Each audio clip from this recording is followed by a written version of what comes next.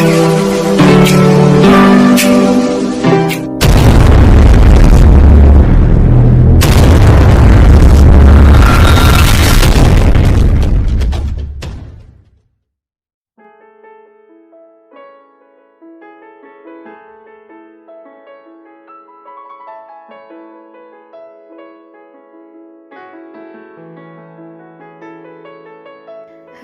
aku diminta untuk jemput kalian. Sopirnya sakit dan kebetulan aku sedang free. Jelas laki-laki yang memiliki cambang di wajahnya dan berkulit sawo matang itu. Markonah, Pinem, dan Ina langsung teralihkan begitu melihat laki-laki dewasa dengan tampilan macho ini. Setidaknya Jeffrey jadi sedikit lega karena atensi mereka bertiga jadi berpindah ke laki-laki itu. Farah memutar bola matanya lalu menghela napasnya. Memangnya istrimu sudah memberikanmu izin untuk menjadi sopir sehariku, Alvin? Tanya Farah pada laki-laki yang sempat gagal menikah dengannya itu. Sudah tentu, kebetulan tadi aku dan istri sedang mampir ke rumah Grandpa. Lalu Mami Dadal kebingungan mencari sopir untuk menjemputmu. Dan Alena langsung menawarkan suaminya ini untuk menjemput rombonganmu. Jelas Alvin. Oke, kalau begitu ayo kita berangkat. Farah berjalan duluan, dibuntuti dengan 3 asisten rumah tangganya. Jeffrey tahu kalau Alvin adalah suami dari sepupunya Daryl, tapi yang tidak ia ketahui kalau kenyataannya Alvin ini adalah mantan kekasih Farah. Jadi Jeffrey segera membuat laporan pada Daryl. Ia mengirim pesan dan hanya menjelaskan kalau dijemput oleh suami Alena. Jeffrey pun menawarkan diri untuk mengambil alih sebagai sopir, tapi rupanya langsung ditolak oleh Alvin. Jangan, lagi pula aku sendiri yang menyanggupi untuk menjadi sopir. Jadi biar aku yang menyelesaikan tugas ini, kata Alvin pada Jeffrey. Oh, baik Tuan, jawab Jeffrey. Rombongan mereka pun berangkat menuju ke villa kontrakan milik Farah dan Rena dengan menggunakan mobil Alphard. Sekarang sudah berapa bulan usia kandunganmu? Tanya Alvin pada Farah saat di perjalanan menuju ke villa. 4 bulan, hampir 5 bulan, jawab Farah. Cepat juga ya, celetuk Alvin. Farah menyeringai. Tentu, kan sudah ada dispensasi sebelumnya. Alvin terkekeh mendengar jawaban Farah. Benar juga kalau Farah sudah hamil duluan. Jadi tentu saja usia kehamilannya jadi terasa lebih cepat. Alena dan Aldi mana? Apa menunggumu di rumah Grandpa? Tanya Farah kemudian pada Alvin. Ya, mereka menunggu di sana. Jadi Alena tidak marah kalau tahu suaminya sedang menjemput mantan kekasihnya. Tiba-tiba pertanyaan Farah ini langsung mengalihkan Jeffrey dan 3 asisten rumah tangga yang juga berada di dalam mobil itu. Alvin menaikkan satu sudut bibirnya. Buat apa marah? Alena bukan perempuan yang punya sifat posesif ataupun cemburuan. Dia lebih santai dan selalu percaya padaku. Wow, berarti enak dong, kamu bisa bebas ngapain aja tanpa dicurigai oleh istrimu, sindir Farah. Memangnya aku mau berbuat apa? Aku lurus-lurus aja, Farah. Farah mengangguk. Bagus deh, mudah-mudahan kamu pandai berbohongnya hanya waktu bersamaku. Dan sekarang sudah menjadi laki-laki yang bertanggung jawab. Alvin kembali terkekeh mendengar kata-kata Farah. Jadi kamu masih menganggap aku sama seperti dulu? Farah mengedikkan bahunya. Siapa tahu kan? 3 asisten rumah tangga Farah yang memiliki kadar kepo yang tinggi langsung penasaran begitu mendengar percakapan Farah dan Alvin barusan. Maaf, jadi non Farah sama tuan ini dulu pernah dekat? Tanya Markonah mendahului. Ia tak peduli mau sopan atau tidak menanyakan hal begini. Tapi perbincangan tadi membuat banyak pertanyaan muncul di kepalanya yang harus segera dicari tahu jawabannya. Farah menghela napasnya sejenak. Maunya menjawab, tapi kalau menceritakan masa lalu tentang Alvin ini tiba-tiba saja sakit hatinya yang lalu terbayang kembali. Farah itu mantan pacar saya, jawab Alvin yang masih fokus menyetir.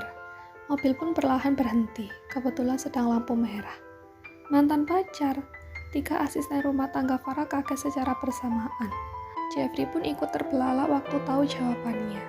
Ia langsung gigit jari. Apalagi tadi sudah mengirim pesan pada Daryl dan memberitahu kalau dijemput oleh suami Alena. Jeffrey jadi was-was sendiri. Tapi mudah-mudahan Daryl tidak cemburu dengan hal yang begini. Lagi pula Farah tidak sendirian di mobil ini bersama mantan kekasihnya. Masih ada Jeffrey, Markonah, Pinem, dan Ina sebagai figuran di dalam mobil ini. Iya, kami mantan pacar. Sayangnya belum berjodoh. Jelas Alvin lagi. Karena kamu yang membohongiku. Celetuk Farah sambil mendengus kesal. Tiga asisten rumah tangga Farah cuma manggut-manggut di belakang. Di pikiran mereka, jadi laki-laki ini penyebab putusnya hubungan mereka. Pasti karena suka membohongi Farah. Terlihat jelas wajah Farah yang mulai malas saat menjawab tadi. Farah, aku belum sempat jelaskan ke kamu kan, sebenarnya aku memang hendak ke London saat itu untuk melanjutkan kuliah. Tapi ternyata ada beberapa kendala surat-surat penting yang belum lengkap. Akhirnya aku memutuskan untuk cancel dulu. Ayahku meminta untuk fokus mengembangkan bisnis sambil mengurus beberapa surat penting yang belum lengkap itu. Dan gak sengaja aku dan keluarga liburan ke Bali. Akhirnya, itu juga kamu sudah berbohong. Farah langsung memotong pembicaraan Alvin. Aku masih ingat kalau kamu bilang semua dokumen penting untuk perkuliahanmu sudah beres. Jadi secepatnya kamu akan berangkat. Dan waktu aku minta putus saat itu kamu pun gak ada penolakan. Langsung terima begitu saja. Itu artinya putusnya hubungan kita memang sengaja kamu harapkan kan? Sungut Farah. Suasana mobil tampak menegang dan memanas.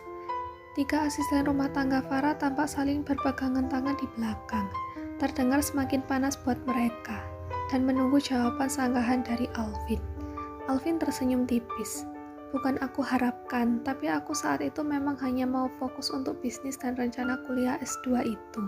Jadi aku bingung sendiri kalau pikiranku harus terpecah dengan rencana menikah. Sanggah Alvin. Alasan bilang aja kalau kamu bosan menjadi mesin ATM buatku kan, cecar Farah. Alvin tetap santai. Ia sama sekali tak tersulutkan oleh cecaran Farah. Karena memang tak ada sama sekali penyesalan untuk berpisah dengan Farah saat itu. Farah memang menjadikan Alvin sebagai mesin ATM-nya. Hal ini sempat diketahui oleh orang tua Alvin. Hingga saat itu meminta Alvin untuk segera putus dari benalu semacam Farah. Bukan pelit, tapi orang tua Alvin pun punya ambisi lain untuk putranya. Sebisa mungkin orang tua Alvin memintanya untuk nikahi perempuan dari keluarga terpandang seperti keluarga mereka. Sementara Farah hanya seorang anak yatim piatu yang hidup sendirian. Alvin tentu tak mau menjelaskan ini pada Farah. Takut Farah tersinggung. Nyatanya Farah bisa mendapatkan laki-laki yang jauh lebih kaya. Dan jauh bisa menerima Farah dengan kesenangan masa lalu yang jelas saja sangat tidak baik dan tidak sempurna. Setidaknya putus denganku kamu malah dapat ikan yang lebih kakap daripada aku kan? Apalagi daun muda, sahut Alvin sambil terkekeh. Jadi apa sekarang kamu mau menyesal karena putus denganku waktu itu? Tanya Alvin. Tentu tidak, karena Daryl jauh lebih baik daripada kamu. Alena pun juga jauh lebih baik daripada kamu kok, sambung Alvin. Ya Alena jauh lebih kaya dan dari keluarga terpandang, begitu maksudmu kan? Alvin kembali terkekeh. Sesantai itu ia menanggapinya, biarpun Farah sebenarnya mulai emosi. Wajar, ia memang jauh lebih sensitif saat ini. Apalagi kalau membahas tentang masa lalu mereka. Alvin pun pasti tak menyesal berpisah dengan Farah, karena mendapatkan Alena juga sebuah keberuntungan besar buat dia dan keluarganya. Mungkin ini maksud dari rencana Tuhan. Sebelum kita menemukan yang tepat, Tuhan mempertemukan kita dulu dengan orang yang salah supaya bisa belajar dari kesalahan itu. Jeffrey dan tiga asisten rumah tangga Farah hanya manggut-manggut dan sesekali ternganga begitu mendengar perselisihan kecil antara mantan kekasih ini. Tak berselang lama, mereka pun sampai di villa kontrakan milik Farah dan Rena. Farah turun duluan dan langsung disambut oleh Arum, asisten rumah tangga yang dipilih oleh Daryl waktu itu untuknya. Bu Farah, saya kangen sekali, sudah berapa minggu gak ketemu ibu. Perut ibu sekarang sudah makin membesar daripada sebelumnya. Sapa Arum langsung pada Farah yang kemudian memeluk majikannya sebentar. Iya Arum, ngomong-ngomong bagaimana dengan Rena? Apa kamu sudah antar ke dokter? Tanya Farah. Arum mengangguk. Sudah Bu, kemarin demamnya tinggi sekali, tapi sekarang sudah membaik. Kata dokter, Bu Rena kelelahan juga. Kelelahan? Farah mengernyit. Ia baru ingat kalau sejak balik dari Paris, Rena memang sibuk karena harus mengurus sendirian bisnis yang mereka bangun. Kondisi Farah yang sedang hamil dan juga rencana Farah untuk ikut Daryl tinggal di Jakarta rumahnya malah membuat Rena kewalahan sendiri. Farah pun cepat-cepat melihat kondisi temannya. Betapa kagetnya Farah saat melihat kondisi kamar Rena yang berantakan. Tisu berserakan memenuhi kamar tersebut. Apa-apaan ini? Kamu kenapa, Ren? Tanya Farah pada sahabatnya saat melihat Rena terbaring dengan mata sembab.